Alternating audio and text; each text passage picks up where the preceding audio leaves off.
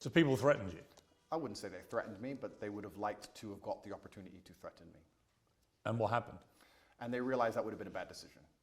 And all in all... Well, what did you say to them? Because you don't speak Romanian, so... I didn't, you're right. I actually used a quote from Street Fighter. I said, I quoted Dowson, and I said, they do not understand the secrets of yoga fire, because I knew they had no idea what I was talking about. It was near the washing machines, and they looked at me like I was completely crazy, and they walked away. There's more than one person? Correct. And they made it clear what? That they wanted to... I have to be careful what I say, because I'm still beholden to the Romanian judicial system. Yeah, but that's just an incident in jail. That's Correct. nothing to do with the system. An incident report was written, and it's better I don't mention it. But there was a direct threat to you. I've had threats, yeah, and I have threats every single day of my life, and I think jail is a hyper-pressurized version of reality, and you need to have an extremely strong mind so you don't attack yourself, and an extremely strong body so others don't attack you. And I understood that there was a threat of violence at all times, and I just decided to go through life extremely respectfully, but make it clear if that's a decision somebody else wants to make, that I'm prepared to partake. One of the things I would think about, other than my family, immediate family, but one particular member of my family, if I found myself in jail, would be my mother and what she would be feeling and what she'd be thinking. She's been incredibly supportive to me. I know yours has to you. Did you think about your mother? I was extremely concerned for her. I was concerned because the media establishment were hounding her. She was obviously very worried, but she knew she raised strong sons. But we're her number one protectors, and I was concerned for her. I wasn't concerned for myself in jail. I didn't even suffer in jail as much as I did when I got out. I didn't have nightmares in jail. I had nightmares once I left jail. I was in the middle of a battle. I don't think you get PTSD while you're fighting. You get it afterwards. I was in the middle of a battle trying to make sure that everybody I love and care about is taken care of and trying to make sure that bills are paid. Please understand, the day I was arrested, which is a year ago, every single bank account that I have was frozen. All of my assets were taken. I haven't had a dollar of money since January. 10 cars taken, I think. 15. 15 cars and how many properties? 15 cars, 6 properties, 20 diamond watches, gold bars, cash, land, every single bank account, millions and millions and what millions of was dollars. the total value of everything they seized? 16, 17 million. Pounds? Yeah. And they took all of it. And I still don't have access to any of these things. I mean, as we're doing this interview, you're expecting to hear sometime today as to whether you may get those possessions back. Is it all or nothing? Do you get it all back or nothing? Correct. As we sit here, the judge is deciding whether I get all of my items returned or I get none of them returned.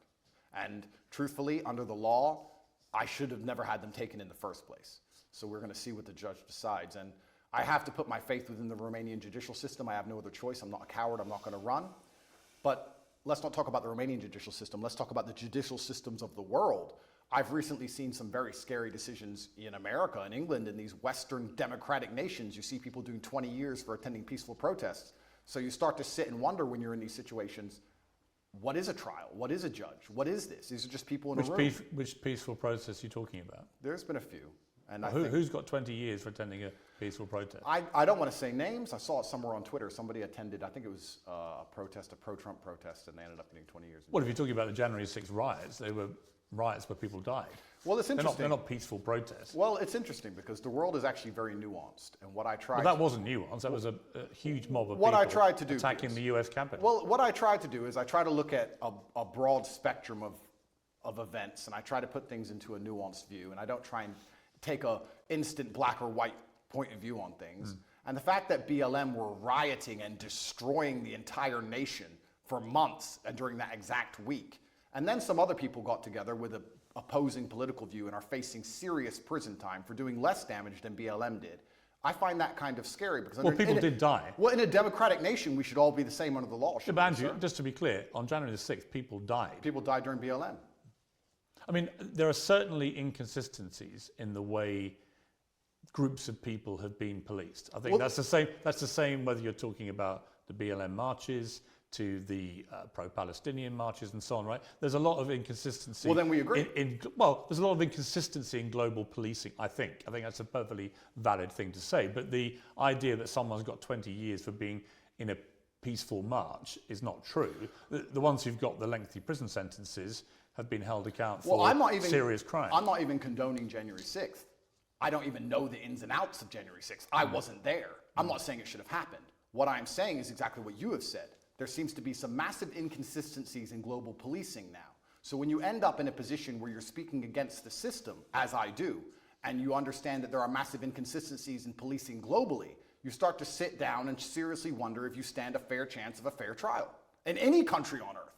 I actually have to give out massive credit to the Romanian judicial system, because a judge one day sat down and said, why are these boys in jail, and let us go.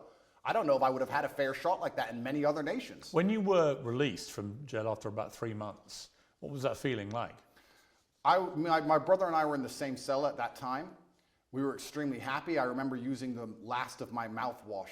During the day, I had some rituals to keep me sane, and I'd enjoy 1 swig of mouthwash a day. It's amazing how bored you get when you're staring at cockroaches, and even that sensation. So there were literally cockroaches in your cell? Correct. How many at any given time? At night, there was a lot of them. Like what, dozens or? Yeah, a few. There was an infestation. We did our best to kill as many as we could. It kept us entertained, but they're annoying to sleep with.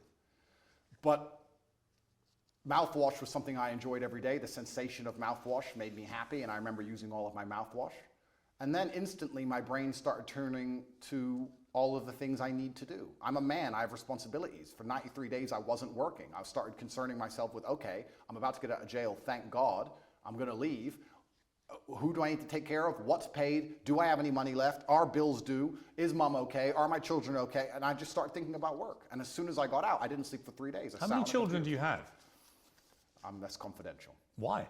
Because I have enemies, and unfortunately I do not want to give them any information. But you have more than one? I have more than one, correct. Right. So obviously you're caring for your children. I understand that as a father, right? And obviously, and you have a partner? Yes. Are you married? No. I think I asked you last time and you were a bit cryptic about it. You're not married yet? No. You have a partner who's the mother of your children? Correct. The same woman is the mother of all your kids? It's confidential. It's a bit stupid to say confidential. It is confidential, Piers. It's I confidential. don't think you marry and have kids with is confidential, surely. It is for me. Really? Of course, I am basically #1 enemy of the state, Piers. Look what they've done to me. What have they put me in jail for? At the beginning of this garbage, people were sitting there thinking, maybe he's a human trafficker. It's been a year. Who? Show me a picture. Show me a video. Who's even a victim? There's nobody. The whole thing is made up. Well, we're going to come to what they say you've done, right? We're going to come to that. But I'm just curious. You come out of prison. You've got no ability to access any of your assets. How have you been functioning financially since then? I believe in prayer, and I trust in God. Well, prayer doesn't pay the bills. And I do my very best. But prayer doesn't pay the bills.